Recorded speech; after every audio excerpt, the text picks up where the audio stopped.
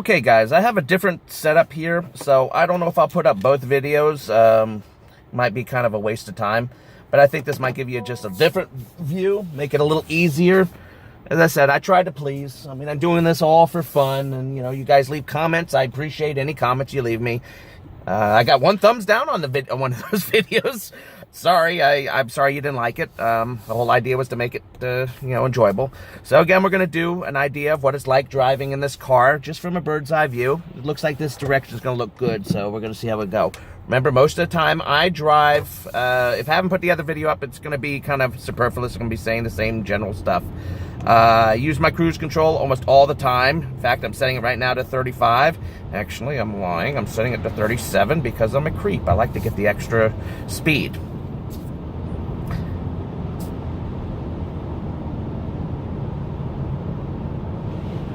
As you can hear, that's how the car sounds as it struggles a little. It adds a little bit more power and so forth. Most of it's actually coming from, the engine mostly charging the battery so the battery can add power. Right now we're in EV mode again. Going about 37 miles per hour. Give you a good idea what it looks like on my drive. Very good. And of course I can't shut up about how much I love this car, so I'm going to say it again. I love this car. Getting about 40.4 miles per gallon right now. I'll probably end up putting up both videos. So just in case, you guys only want to watch one or the other, give you a general idea of what's going on here. Somebody wanted to hear what the car sounded like, get a general idea of the sound inside the car. I think the car is generally pretty quiet. It is raining out, so you're going to get a lot more whooshing noises, but it gives you an idea what it's going to sound like with the whooshing going on. I'm just going to... That's the engine running at higher power range. I'm just letting it go. We're back in EV mode. I think I'll probably put both of them up because I talked a lot before in the other one. Now, I am on my radar-controlled cruise control, but on this kind of part of the drive, it's really not going to engage much. I'm more interested in the people's opinions also on lane keep assist and how it does and does not engage like it should. All right, we're coming up on 50 miles per hour here. We're going to go ahead and increase the cruise control. Just hold it down. It jumps in fives. We'll set it to 52.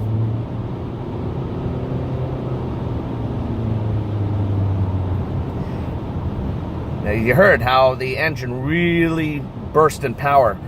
Interestingly enough about this car, for a car that's so intent on a gas mileage, the cruise control is very, very aggressive at times. A little bit more than I think it really should be. And I'm in econ mode, so I don't know if any of those modes are going to make any difference in the way the cruise control responds. Couldn't tell you for sure. But I think they should have an economy version setting for the cruise control like they have on the Ford Fusion Energy, the 2019 Ford Fusion Energy, which is my other car that I'm leasing. Right now, our lane keep assist, well, I figured, let's not change that. Well, we're in lane keep assist, and that's also another problem this car has every now and then. It doesn't seem lines. I mean, these lines are pretty easy to see, and it shouldn't be a problem. And don't let the rain fool you. It does it the same in the dry weather too, and my windscreen is clean. But with an econo version of cruise control, I think we could get better fuel mileage out of this car with the cruise control because it really seems intent on getting to the top speed. Now, here we go. Now that's an uphill blast, and that's to give you an idea. Now I want to watch here. Watch the lanes. Watch the lines. It's seeing the lines. Okay. Well, we're going to hit the paddles here, slow down a little, gain a little bit of power here going down this hill. There we go. Get back into cruise control. So it's seeing the lanes pretty well today, but most of the time I do have some troubles with the lane keep assist, seeing the lanes if you're not on a highway, especially on roads like this. These lines are pretty good. Now right here it says regular term, we're going 52 miles per hour. And oh, there we go. Well, no, that was something different. Never mind. Mr. Verdier, you need to shut the heck up. This is basically what the car sounds like. It's not so loud, but on hilly terrain like this, you're going to have to deal with that droning. That is just the way it is with this car. It's just the way it works. I would have preferred they would have found a better way to deal with it. But, you know, it is what it is. The car still gets pretty good gas mileage. Considering it's 37 degrees out there, and I'm still getting about 40 miles per gallon, and I am in the touring trim, which means I get much lower gas mileage than the others. Now the lane keep assist is working well today. I don't think, I'm not sneezing at 40.3, especially since I'm not really working on trying to get great gas mileage. We're just gone into EV mode. No. We're still holding. There we go. EV mode. I don't think that's so bad. I really don't. I think 40.4 is a reasonable gas mileage to be getting. And lane keep just lost. I figure on hard turns like this. Although, as I said, the Ford will always keep the lanes in it. There, and it's re-engaged, disengaging, and re-engaging again. Okay. I used to have it set to beep when it would do that, but I was on this street and it would beep off and on every 5 seconds, and it drove me berserk.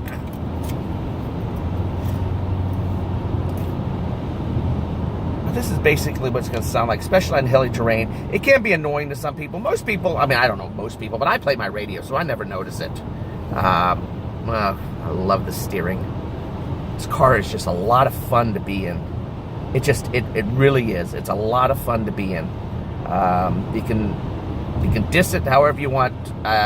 This is one of the big reasons. Somebody in the forums asked me why I went with this over the Prius, and the first thing he said, don't tell me about the looks. Hey, they may not have put it that way. I mean, I don't want you to think they were being nasty. They just, honestly, that's all they hear is looks. Yes, the Prius has very decisive looks, although the newest 2019 looks pretty darn good. Please, there we go. We're going to use my paddles here, slow down, gain a little power, and drop down to 42 miles per hour. All right. The Prius, the big reason is this car is fun to drive.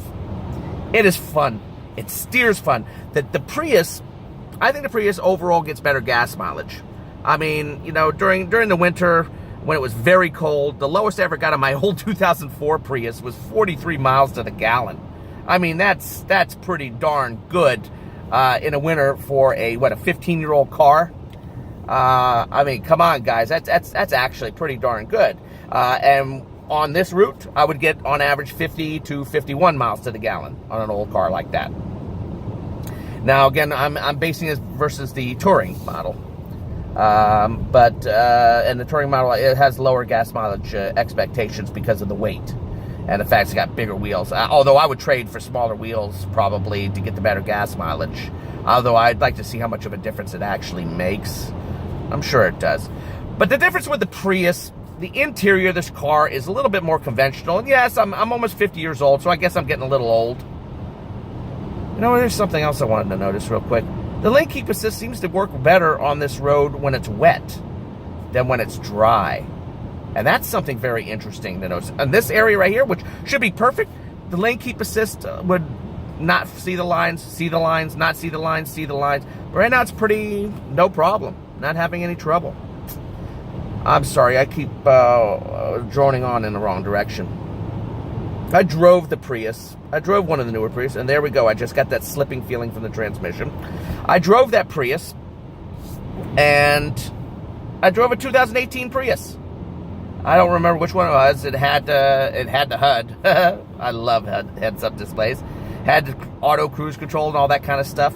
But the darn thing drove almost exactly like my 2004 Prius, which I guess is a good thing if that's what you're looking for. But I would have figured they would have made it a little more interesting to drive in all that time. The car was just a little dull in the way it held its driving. Which is fine if all you're looking for is fuel economy. But here, I'm getting fuel economy and fun. I mean, yeah, it's a droning engine. Catching up and trying to keep up speed, especially in the cruise control, can be killer. But I like the fun. This thing steers fun. It rides nice and low. And it's snazzy looking. I mean, some people, the Prius is snazzy. As far as carrying cargo, the Prius can hold a ton of stuff, which is great. Also, the cruise control, it had automatic cruise control with slow follow and all that, and it would come to a complete stop and go. But let's say I was driving in a car and I'm following somebody, and we stop at a light, and the cruise control stops me, and I come to a complete stop, and it's time to go, and I hit the resume button to go. Let's say that guy decides to take a right, and yeah, that would be a right, and turn and turn at that slow speed. You know, just turns off because he's taking a right at that light. The cruise control on the Prius would disengage.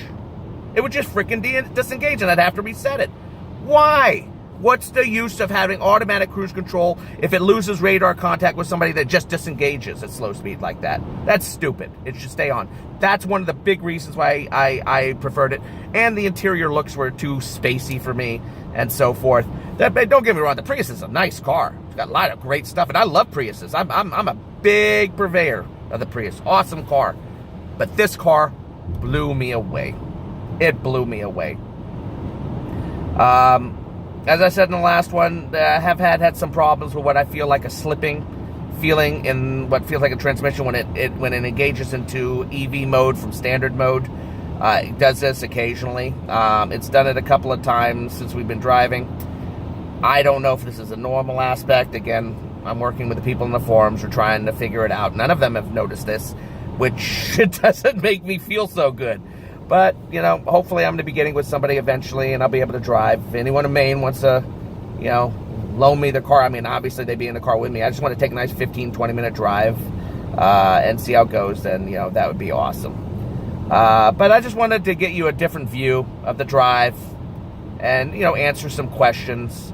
I'm in love with this car. I fell in love with it within 2 minutes of getting into it, just driving it. It feels great. It feels great. I cannot recommend this car too much. Most people might find the EX trim might be a better choice, especially if you're looking for the higher fuel mileage. You do lose a fair amount of features. I might do a thing where I'll discuss some of the feature differences and so forth, but most of that you can look up yourself. You can see the auto wipers are doing a miserable job as usual. I just turned them up a little. We'll see if it goes. See, they go a little bit better. See, they're not terrible. They're just, no, they're terrible. I take it back. We're going to slow down a little there. Get us down to 35 or 37 and slow down. But, yeah, now they're acting reasonably well, I suppose, for what it is. And we'll go from there. Well, we're going to turn here, and we're going to get on the highway. I'm on my way to work at 37. See, we just zip around. Nice. And here I can actually start increasing my cruise control to full speed, but it won't go to full speed. It's very good about noticing the curves and so forth. And it doesn't engage. It's speeding up a little, but now I turn. It's slowing down a little and chilling. And now it'll speed up to full speed. But it's pretty aggressive in its speed up. And I think this car could do with an econo mode cruise control like in the Ford Fusion Energy. Unfortunately, I may have to turn on the... right here, let me give the person who was interested in the sound of the car what it sounds like at full speed. We're going, well, the cruise control is holding us back. We're going about 67 miles per hour behind this guy. We are in radar contact. The whole time I've been driving, it's all cruise control, guys. Except every once in a while, I hit the paddles to gain a little bit of energy going down a hill or slowing down for another change of speed. It's not a super quiet car, but it doesn't bother me. And then again, I play my radio all the time. If this is too loud for you, you may not like this car. Yeah, remember, this is a mid-$20,000 car. This is not a $40,000 luxury car.